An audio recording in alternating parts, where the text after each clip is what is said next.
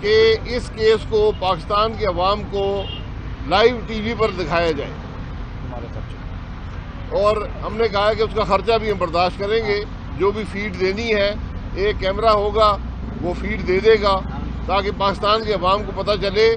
کہ ان NAB cases کی حقیقت کیا ہے، ان نیب کی عدالتوں کی حقیقت کیا ہے۔ آج آپ کے سامنے کل انکوائری رپورٹ آئی، رپورٹ تو نہیں آئی، ایک خلاصہ آیا کہ کراچی میں جو آئی جی کا اغوا کا واقعہ ہوا اس کے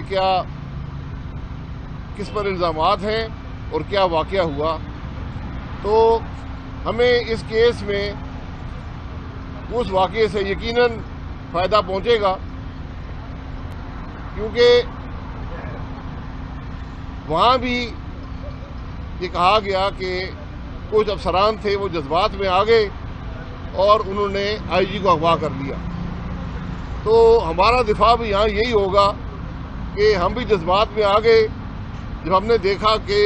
ملک میں بجلی نہیں ہے، گیس نہیں ہے، لوگ پریشان ہیں، تو ہمیں بھی جذبات میں آ گئے اور ہم نے بھی تیزی سے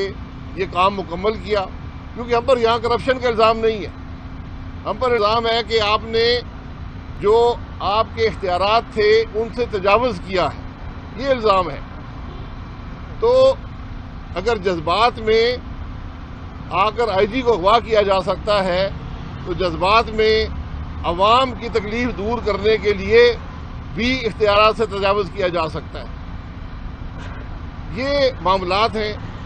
جو کل کی رپورٹ ہے اس کی سب سے ضروری بات وہی ہے جو آج ہم نے عدالت میں کہا ہے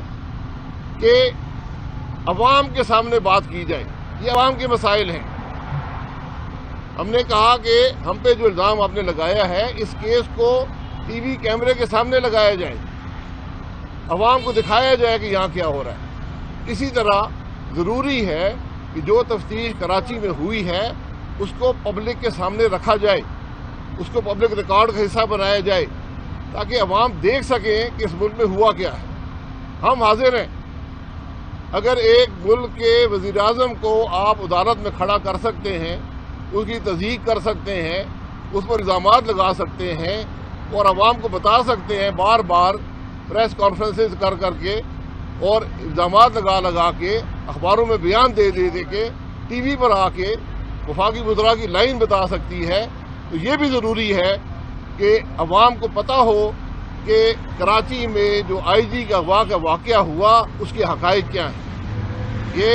پبلک ڈبیٹ کا حصہ ہونے چاہیے، یہ رپورٹ پبلک ہونی چاہیے، ورنہ ہمیشہ ابہام رہے گا۔ جس طرح آج تک لیاقت علی خان صاحب کے قتل کا نہیں پتہ چل سکا، تو یہ بھی اسی قسم کا ایک واقعہ پاکستان کی تاریخ میں ہوگا۔ بہت شکریہ۔